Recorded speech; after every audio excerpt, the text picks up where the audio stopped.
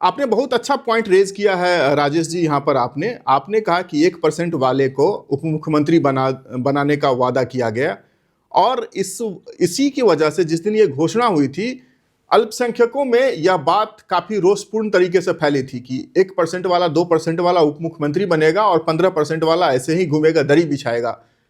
क्या आपको लगता है कि मुकेश सहनी को उप मुख्यमंत्री बनाने का दाव महागठबंधन में उल्टा पड़ गया और MY समीकरण कई जगहों पे इस वजह से प्रभावित हुआ है? मुस्लिमों का वोट ओवैसी या अन्य उम्मीदवारों के पाले में चला गया, ऐसा हुआ होगा?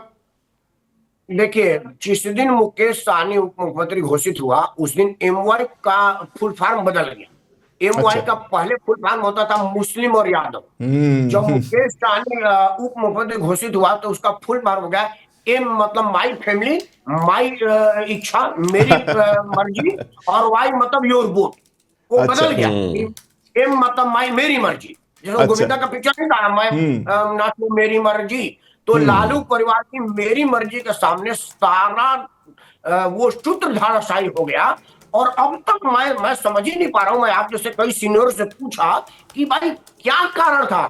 मुकेश सहनी कोई धनबल था, बाहुबल था, मैं क्या कारण से मैं अब तक, आप पता ना, हमसे सीनियर लोग लग रहे हैं, आपको पता होगा तो बताइएगा। मैं नहीं समझ पा रहा हूं कि किस कारण से। कोई कारण था कि भाजपा में जा रहा था तो कितना सीट जीत के जा रहा था।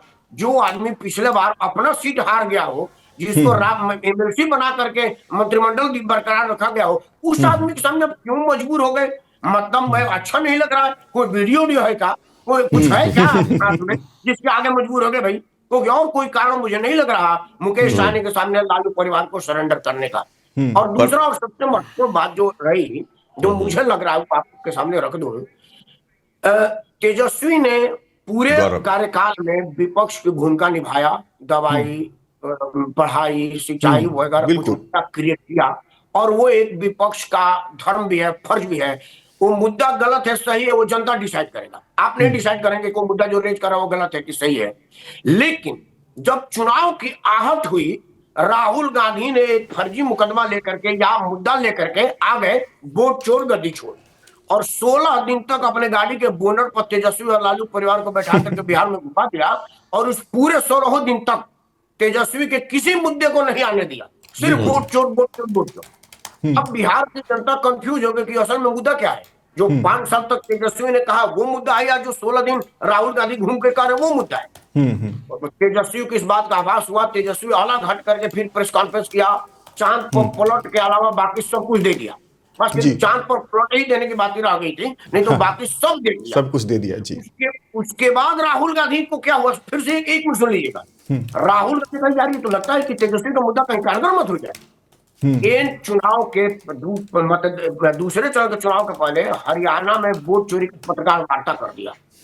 एक तो लीगली भी कैसे वैलिड हुआ। Subscribe to One India and never miss an update.